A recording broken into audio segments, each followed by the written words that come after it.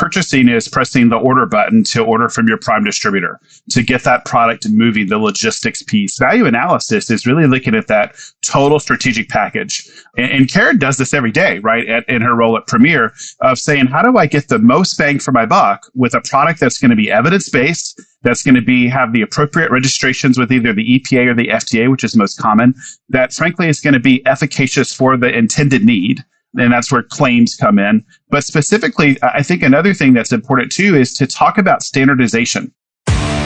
Without supplies, there's no surgery.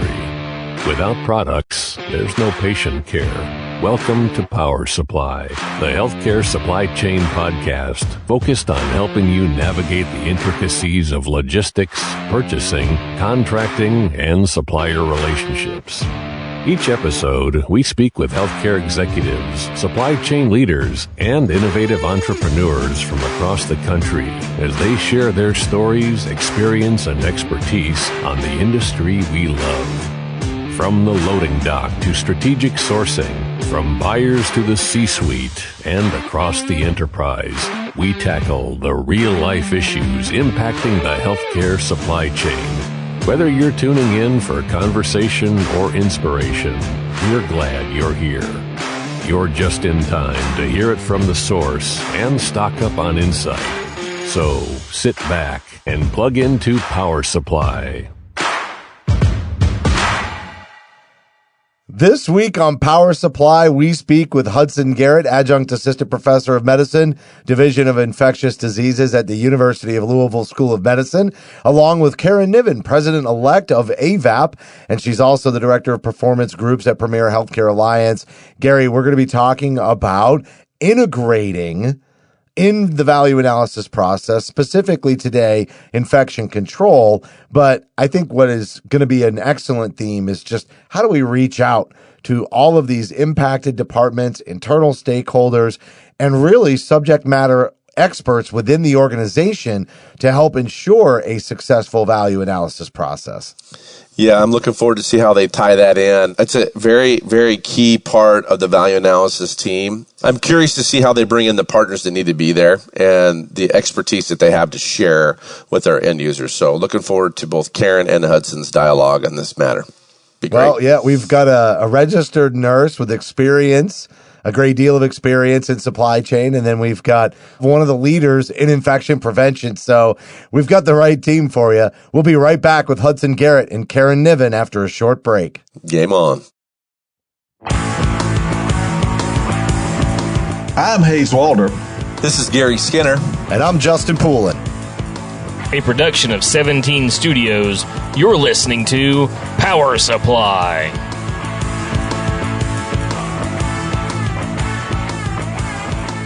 Joining us now is Karen Niven, President-elect of AVHAP, and she is also the Director of Performance Groups at Premier Healthcare Alliance. And joining her is Hudson Garrett, Adjunct Assistant Professor of Medicine, Division of Infectious Diseases at University of Louisville School of Medicine. And we are going to be talking about a very unique topic for our audience today, which is integrating infection control and infection prevention into your value analysis process. And I got to tell you, over the last 2 years, this has probably become a very popular topic. And I think the supply chain audience is going to enjoy this one. Let's start with Karen. Thanks so much for coming on the podcast today, Karen. Thanks so much for inviting me. I'm excited to represent AVHAP and talk about all the great things that organization is doing to advance the profession of value analysis. So thanks very much for inviting me. Great. And why don't you tell us a little bit about your background before we have Hudson introduce himself as well? Okay.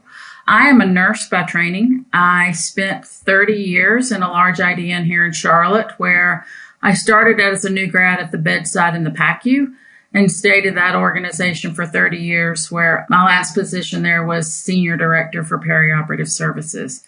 And that really prepared me from a clinical and operational perspective, because I had responsibility for many, many, many ORs and learned a lot of things the very hard way. But it positioned me for what I do at Premier, but it more importantly positioned me for the importance of multidisciplinary teams, because I quickly learned as the director for surgical services that two of my best friends needed to be infection prevention and risk management, because I spent a lot of time on a weekly basis with those two specialties. So it was really important. And I learned quickly that the multiple disciplinary view of a project, a value analysis project, or a clinical project was very important to have the lens of all the teams. Yeah, it's never been more important to break down those silos and really get that cross-functional teams together so that everybody's working in unison. I think a lot of the communication gaps really started to bubble up when we don't do that in healthcare organizations, especially under emergency conditions, which we've been under for quite some time now. Hudson, we recently interviewed you for another podcast in our family of podcasts called The Transmission Control, which is focused on infection prevention. And our conversation kind of led to, hey, maybe we should have you on Power Supply. And then you brought Karen and made the introduction. So I want to welcome you to the second of your podcast interviews within the family, but I thought you could introduce yourself as well and talk some of your background. Sure. So thanks for having us. And Karen, it's always good to be with you as well. I've had the pleasure of working with Karen for over 10 years now at this point in her capacity at Premier. And I think that we can speak to the collaboration that's necessary at the top national levels to bring not only infection prevention into value analysis, but also to bring value back into healthcare. And I think, Justin, when you introduced this, you talked about sort of the different pivoting points in the last 2 years. And value as sort of a topic has totally changed in the last 2 years, both internally within healthcare, right, as we talk about it, but also, frankly, as patients think about it. The general public, I think, has a totally different perception of what value looks like. And so that's really been where I've spent my career, is looking at intersection points to solve complex healthcare problems. And infection prevention has always been at the center of that. But I've also, worked on the industry side too, and worked with national account colleagues and clinical affairs. And so I think it brings it all back together that at the end of the day, we're here to serve patients, but we also want to keep our team safe as well. And that's a big part of what value analysis professionals do that so many people don't even realize, even within healthcare. Yeah, and Karen, you mentioned you're the president-elect, or I mentioned as I introduced you that you're the president-elect of AVHAP, and that's the Association of Healthcare Value Analysis Professionals. And I know that AVHAP also has their own podcast. So I want to do a little plug for that, because we're big believers in new media and getting information out. And I think traditional ways of being educated also sort of changed over the last couple of years as well. And so anytime we see efforts to be consistent in that podcasting forum or new media, we really want to give that a shout out. But I thought you could also talk some about AVHAP and really the mission and more about the organization before we dive into really integrating infection control and prevention into value analysis. Sure. Happy to do that, Justin. Thanks for the opportunity to share. As Justin said, AVHAP is the membership organization for those of us that practice value analysis, whether it's an official title or an unofficial title in our organizations. And what I would say is that we all practice value analysis. You may not believe that you do even in your personal life, but yet you do. So AVHAP provides, as Justin said, we have podcasts. We have an upcoming national conference. We were able to meet face-to-face last year. We will be meeting face-to-face this year.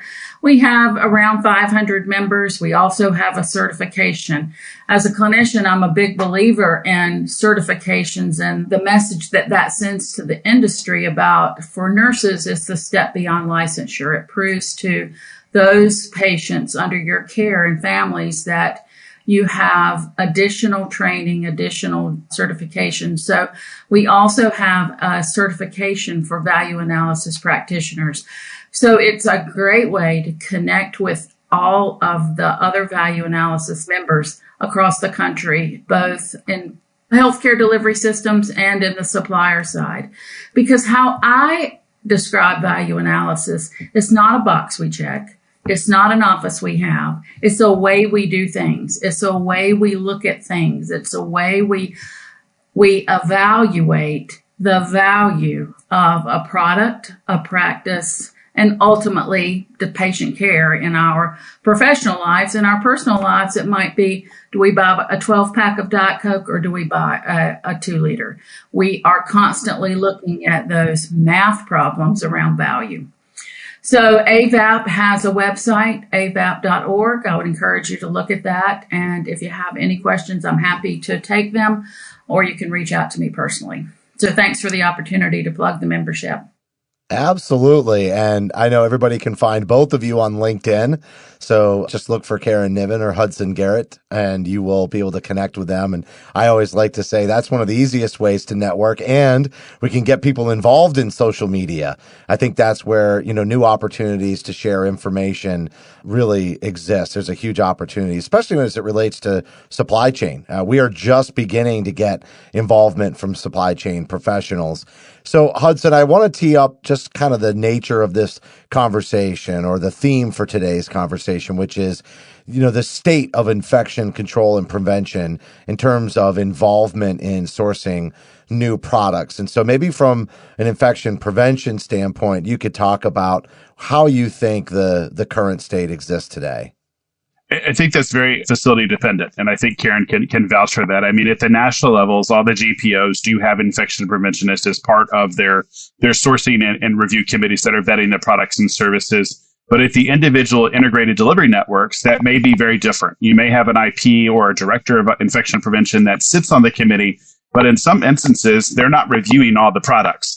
And, while that may have been okay 10 years ago, I think in today's evolving healthcare environment, especially as we look to increase value, that has got to change. And so part of that, I think, starts in, this is where AVHAP is a great resource, is infection preventionists need to know more about value analysis, right? And value analysis professionals, many of them are also clinicians by background, like Karen, but they may not always be. And so we want to have a level playing field and really bring infection prevention into the mix and educate value analysis about what are the core requirements that we're looking for. For example, does the product need to be registered with the FDA? Does it need to be, EPA product? How do we evaluate claims and efficacy information? Because all too often, we sadly rely upon the vendors and their information. And while I fully believe that most of them are trying to give us good information that's highly trustable, that's not always the case. And so it is our job to vet that information specifically and then tie that back into the overall value. And there's always this misconception about value analysis that the only thing they care about is taking cost out, right, to get the cheapest product. And in reality, if you look at sort of infection prevention's goal is to reduce healthcare-associated infections, in a way, that's the exact same goal value analysis has. They want to bring in products and services and technologies that will help frontline clinicians actually decrease the risk for healthcare-associated infections, other patient adverse events. And that ties back into that broader context of the IHI's triple aim, right, which is trying to improve population health, which is part of value analysis, trying to improve the patient's overall experience, and lastly, reducing the cost of care delivery, because we know if we take cost out of care, that gives us the ability to deliver more care to more people. And so it goes back to almost a form of triage that we've all learned in school in the past, where we've got to prioritize the care for the most people where we can do the greatest good. And that's really what value analysis does strategically for health systems from the perspective of products and services. Hudson, you covered a lot there, and very educational information for our end users that are listening to this podcast. One of the things that I think would be beneficial is how do you tie in that supply chain director, that supply chain vice president, when we're going out and sourcing and we're looking for the best product and we're working with the GPOs, as we talked about, I call it a stat triage. I like the fact you brought up triage, but a stat triage is how are we pulling them in to really understand the infection control and making them aware that that's part of the sourcing strategy. How do we pull in the supply chain team with the vendor to bring them into that value analysis? What are some best practices you think are good? Well, first and foremost is to make them a true partner, right? Value analysis is totally different in my mind than just traditional purchasing, right? Purchasing is pressing the order button to order from your prime distributor to get that product moving, the logistics piece. Value analysis is really looking at that total strategic package. And Karen does this every day, right? In her role at Premier, of saying, how do I get the most bang for my buck with a product that's going to be evidence-based, that's going to have the appropriate registrations with either the EPA or the FDA, which is most common, that frankly is going to be efficacious for the intended need, And that's where claims come in. But specifically, I think another thing that's important too is to talk about standardization. And let me give you an example. So when you use the word standardization to a bedside nurse, they run the other direction and you can hear the road runners going down the hallway because they're thinking they're going to take away my favorite product. But in reality, the way Karen and I look at this is standardization is not only a potential cost savings opportunity, it's certainly a logistical and distribution opportunity for streamlining and leaning out the process. But from an infection prevention standpoint, it guarantees me that every time I have an issue, I only have one process. So if I'm putting in, for example, a peripheral IV catheter, I don't want to have 15 peripheral IV catheter insertion kits throughout my health system because it's very difficult for me to go back and trace the source of the outbreak or the adverse event when I don't necessarily know which kit was used on that patient. So standardization in my world is actually a great thing because it gives me greater confidence in my infection control processes. I can go back and track, things like outbreaks or unfortunately recalls, but I can certainly look at, am I compliant with the standards of care that are clinically out there in the industry within that respective space? And one of the things I might add to what Hudson said is if you have a standardized kit, a standardized way, then especially in the healthcare industry today where labor and travelers and all those things add additional variables, you only have to train to one kit. You only have to train to one tray. So it really does help us as clinicians on the value analysis side to have that one option or two, if necessary, to be able to predict and reduce variability in our delivery of care. So that's really, as you think about standardization and value analysis, it really helps us. And I think in my clinical days, it was often that I would look at policies and CPTs, and I would come up with 17 different C-section trays. How is it possible that you need 17 variations of a C-section tray? So you just begin to take that traditional value analysis thinking and use the standardization process to drive value for the patient care. And Karen, I like the fact that you brought it. It has to come through value analysis. If you're making a decision on a custom pack or any other kind of pack, it has to come through value analysis because with the state we're in with the contingency plans of product being on shortage and being stuck in a container, I'm always thinking that. But I love the fact that you're bringing it through the value analysis, which ties right back to Hudson talking about they need to be a seat at the table. So on a supply chain side, being a true partner. So appreciate your comments. But you also need the respective clinical input, right? So, the example I just used was vascular access related. So why in the world would we have just value analysis driving that without the vascular access experts at the table and the infection preventionists, as Karen mentioned? And that's our opportunity on the table, right? Is to really break down every barrier and silo in healthcare, but to specifically say, let's get all the players at the same dinner table and let's all have dinner together and we can actually make a much better meal. When you were talking about the standardization, I was thinking of a buzzword I've seen a lot lately, which is high reliability. And, especially again, when everybody is under duress, that's when we're going to be challenged in terms of our consistency and our reliability. And I think, another thing that often happens with value analysis, and it's probably for some people who go through the process, it's one of the reasons that it starts to get kind of a bad name is sometimes people feel like so many people come to the table, nobody can get a decision made. And so what I really like about the way you just described that is being very intentional about who you invite and why they're invited and what they're bringing to the table that allows you to build a team that complements each other. Am I on the right track for where you're headed with that? From my perspective, absolutely. And I think you hit on a couple of things is for it to have structure and, deliverables and minutes and an agenda. And so that it really does get to the meat of the matter, which is looking at the products. It's so much more than new product admission. Value analysis is so much more than that. And so I think that as long as we have respect at the table, and to Hudson's comments, the first thing is to get people at the table. So if we're all at the table and you have professional respect at the table and you have structure and accountability and follow through, then you're going to get there with regards to what you need from the committee or the work that they need to get done. One thing that everybody values is their time, right? And if you are, and I'll just give you an example. Let's say that you have a standing value analysis meeting every month and it's the third Monday.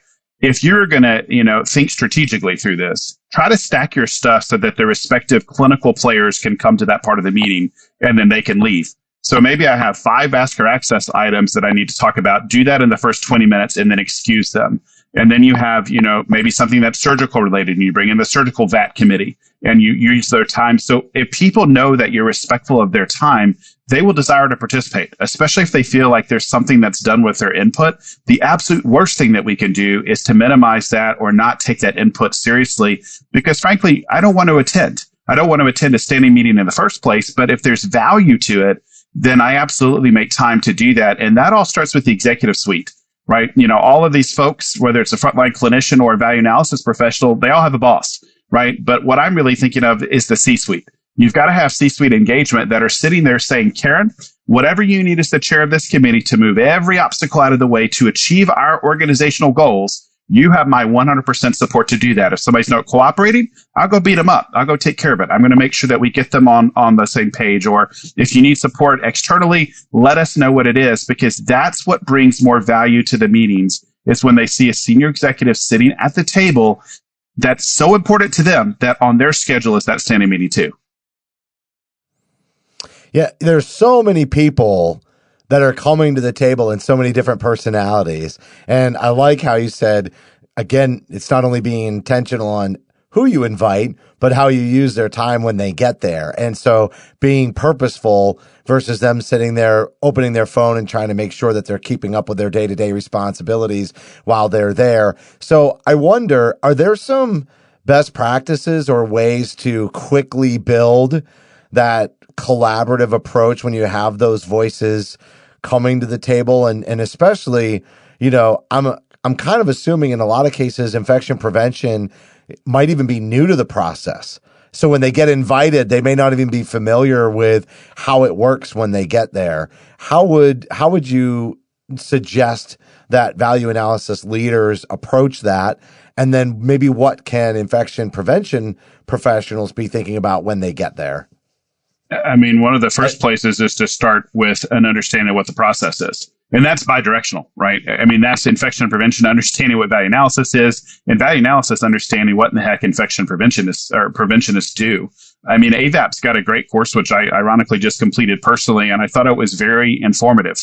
It is very comprehensive, but not granular. Right. So it's going to give you more of that strategic oversight. And I think that's a great resource that's already, out there available. Why reinvent the wheel?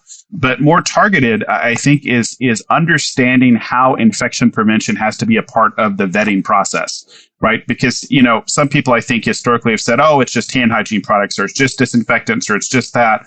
No, if I'm bringing in a catheter as an example, I need infection prevention to be engaged, but they also have to think outside of the IP box. Right? They can't only think about the traditional infection prevention role, but really think of it in terms of what's best for our patients from a safety perspective. What's going to reduce the incidence of needle sticks, as an example? How do we dispose of this product? We're seeing so many more disposable products out there, which is great in theory, but they all have to be disposed of somewhere. So sort of what's the environmental impact? And I think that's where value analysis thinks a little bit more holistically about how products are going to be utilized throughout the health system. And so my first advice would be for internal value analysis in a facility to do an orientation to everybody that's a part of that committee, do a formal orientation, and then ask those committee members to do an orientation to their function, their department. And I think that builds a lot of mutual respect and understanding. The thing I would add is to be organized, to have them be prepared prior to the meeting, to be able to provide time for them to be prepared. So to the comments that we had a moment ago, especially as you invite more senior leaders to these meetings, that they see that they're well run.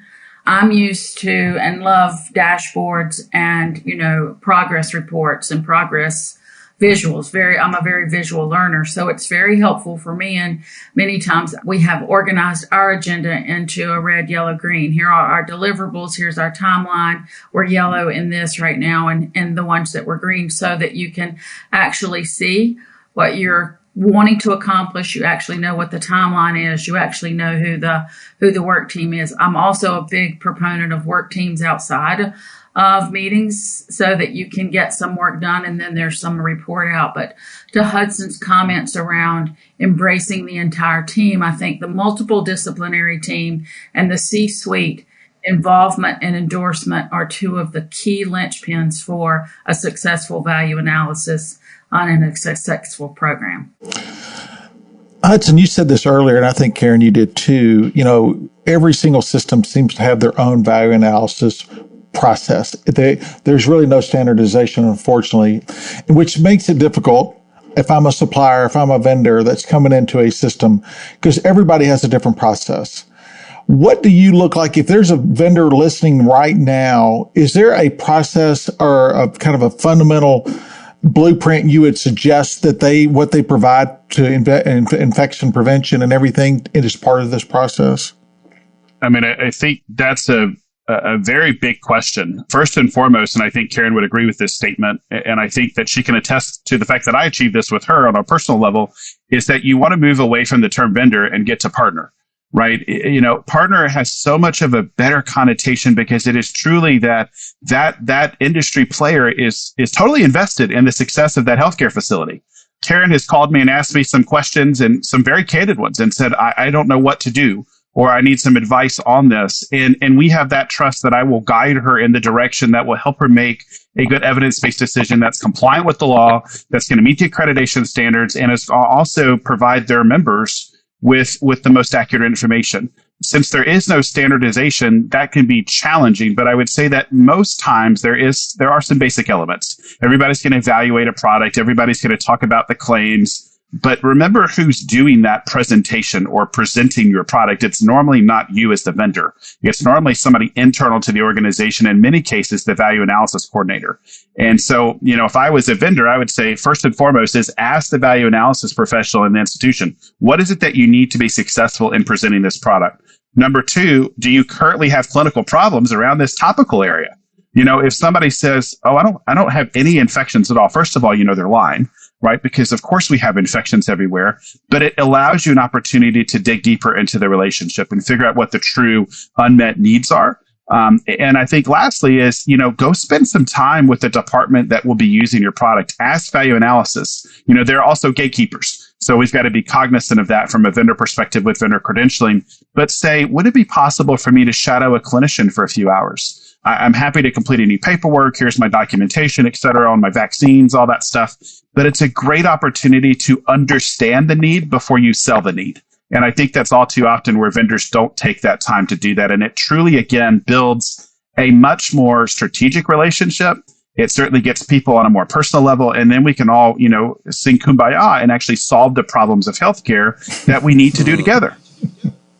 No, I love it. Kumbaya. Great point. Yeah, Kumbaya. Well, you led me into the next question, Hudson, from Hays. Big question you brought up about vendors. Vendors a lot of times are representing what the surgeon wants. Okay.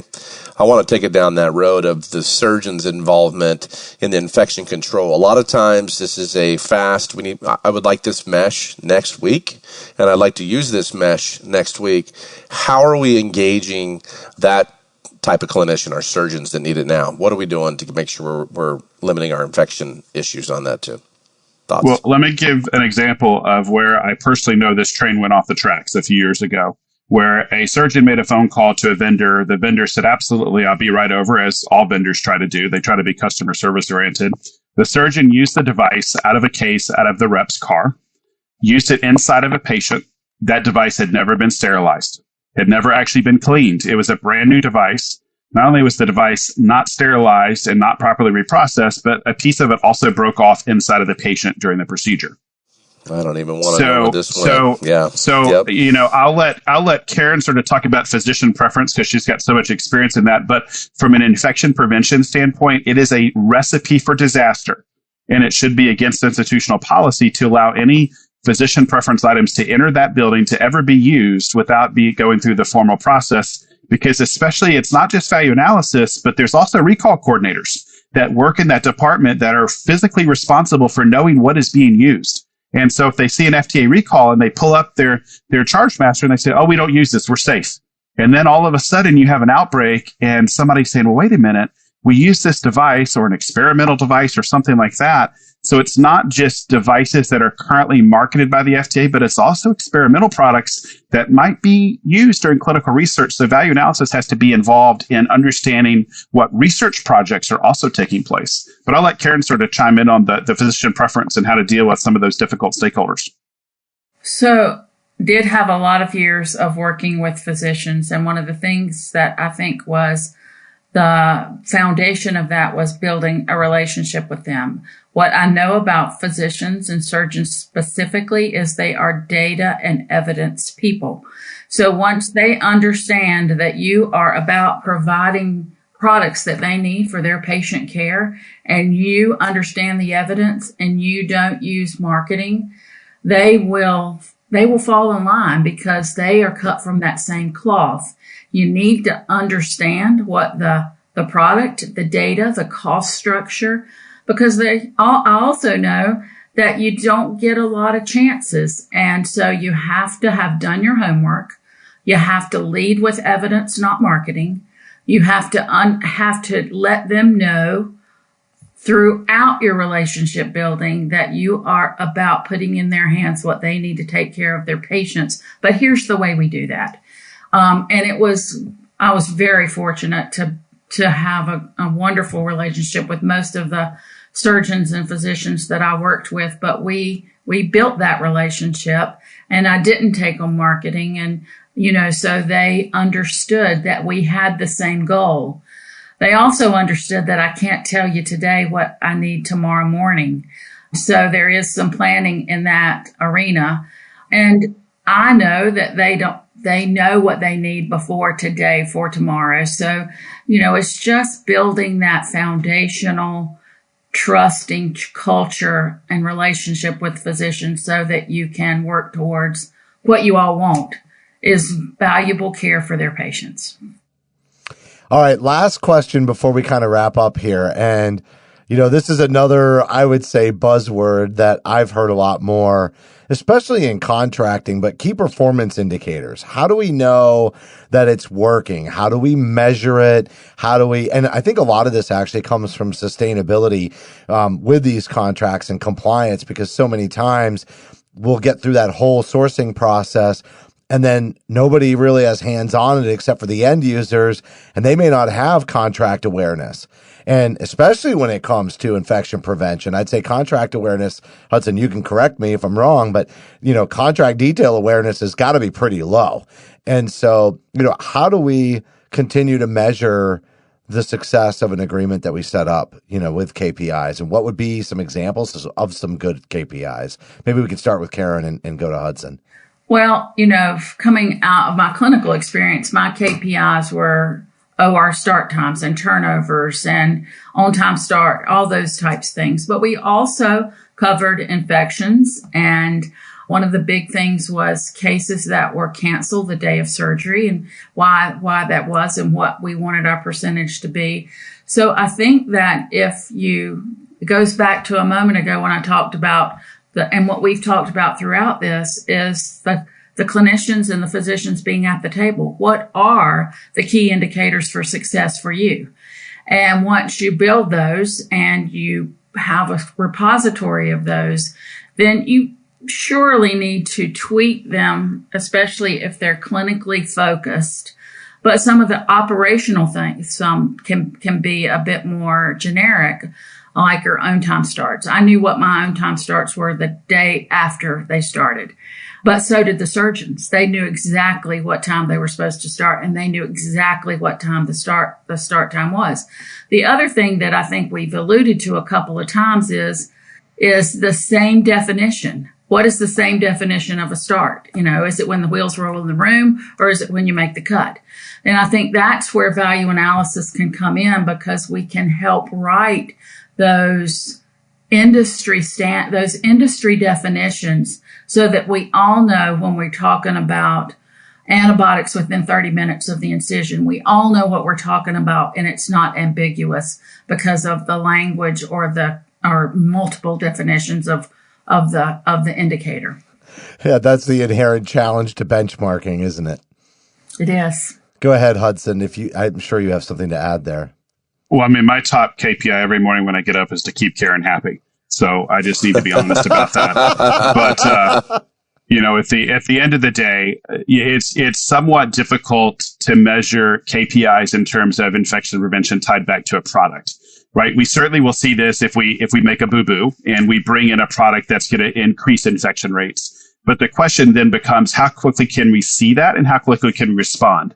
I'm a real-time data person. I hate talking about statistics, and you really only need statistics after the fact. But if you're looking at your data every day and you can get real-time information from value analysis and infection prevention and your patient safety team, then it gives you more of a red flag alert, right? You know that there's a fire that's about to happen before it ever happens. In the clinical setting, I think of this like capnography, right? You can see that capnography start to slip before the patient ever codes. And people say, well, how did you do that? I'm like, I'm a magician, right? I just watched the monitor. But we know that there are parameters that help us, like looking at bloodstream infections and looking at C. difficile rates and stuff like that.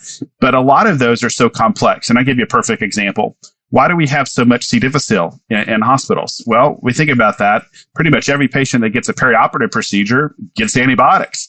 Many patients in the ICU get antibiotics. People in the outpatient setting get antibiotics. And so we know that C. difficile is caused by an overuse of antibiotics, but guess what we treat it with? More antibiotics. So we've got to get out of that sort of, gerbil wheel of doing the same thing over and over again and spinning inside of our cage. And so I think the KPI needs to be shared. Are the patients happier? Are the staff safer and happier? Are our overall infection rates going down and below national average? Certainly. And are we actually making the system more effective? And effectiveness has to be a KPI that clinicians don't run away from. It doesn't mean that we're downsizing. It doesn't mean that we're taking FTEs away. But if I have somebody who's doing, a job poorly, then let's not be afraid to get rid of that. We need to address the elephant in the room and make some difficult decisions, especially as we look to increase the value of care. Because again, I'll tell you, as a patient myself, I want better healthcare. I think our healthcare in the United States is nowhere near where it needs to be. And part of that is the patient's perception of the value is so disparate between what we actually think internally. And that's where I think collaboration with value analysis professionals, patient safety, infection preventionists can all bring a solution to this issue, one that's sustainable and also include the patient in the mix. And I think that'll be the future of value analysis, is actually including patients, where we actually have a patient representative on those councils that helps sort of represent, like if you're going to cheapen the washcloth, and I'll just use that as an example, how does that feel to me as a patient on my skin when I'm the ICU patient on event? Well, I can speak to that because that was an ICU patient and that person can represent that perspective. And so I think the KPIs in the traditional sense will vary a little bit, but evolve over time to make sure that we're meeting those points of the triple aim that IHI so well defined. Yeah, I really love bringing in the voice of the customer, so to speak, or because it's really what's happened with accountable care. The whole model has changed with HCAP scores and everything, that we're in a position now where, to your point, there could be unintended reimbursement consequences for not really understanding the impact on the patient. I was just going to say, as I was listening to Hudson talk, one of the things that I think is really, and it happens to be AVHAP's theme this year, but it's together in value. And what a novel way to close the discussion that we've had today, or begin to draw it to a close. But we're all sitting around a table with the input of together in value. Whether I bring the infection prevention, the eyes to the table, where I bring the financial eyes to the table, where I bring the operational eyes to the table. I think when you have that common goal of together in value, and you have that, to your point, Justin, around the patient approach, I often tell people that I work with at Premier, if we keep the patient in the center, we won't go far wrong. And I think that is exactly what value analysis allows us to do. Together in value, we keep the patient at the center, and it is the multiple disciplinary foundation for what we do. We hear so much about patient and family-centered care, right? But I would say that I don't feel like that is a conversation that is quite as prevalent in the non-clinical team members as it is in the clinical. That's really interesting. I hadn't really thought about bringing that patient and family-centered care conversation to supply chain. This was an amazing interview, and really it's a lesson learned for us and our team, because if we really want to promote sort of this interdisciplinary or multidisciplinary collaboration and doing it successfully, even just simply on this podcast, bringing folks from different disciplines to the conversation to educate supply chain professionals and help raise the awareness of that overlap, I think that could do a great service to the industry. So I want to thank you both, not only for sharing your insights, but also for offering up some inspiration, not only for the people listening in the audience, but for the hosts in Garry and Hays and myself today. Well, I'm a big baseball fan. I don't know about you guys, but I'm a big baseball fan. And Hudson knows this about me. I have a lot of quotes that some of them I steal from him. But my favorite baseball quote is, you cannot steal second with your foot on first. And so as I think about, we want to take value analysis together in value to second, we have to take our foot off first. And by taking our foot off first, inviting our colleagues to the table, we are going to provide an organization and a foundation that's going to provide better care and more compassionate opportunities for patients and caregivers. Actually, it's been a rough couple of weeks for some nurses, and I think that we also have to make sure that they have a compassionate opportunity. I feel so fortunate to have practiced when I did, because, it wasn't uncommon for patients to call me or send me I got a Christmas card, so I really feel for those nurses out there right now that don't have that feeling, because you go into it to help people. And so thank you for the opportunity. And Karen, I would just add on that maybe we need some high and tight 0-2 fastballs to brushing people back off the plate to remind them patience, mission. So I'm with you on that, Karen and Hudson and team. So thank you for bringing that up. I'll follow up with my same baseball analogy with you. So brushing back. Hudson, thanks so much for contributing to yet your second podcast. And, this conversation actually ties well into the OR, so we may invite you on to our first case podcast at some point as well. But again, Hudson, thanks so much for coming on. My pleasure. Thanks for having us. Thanks.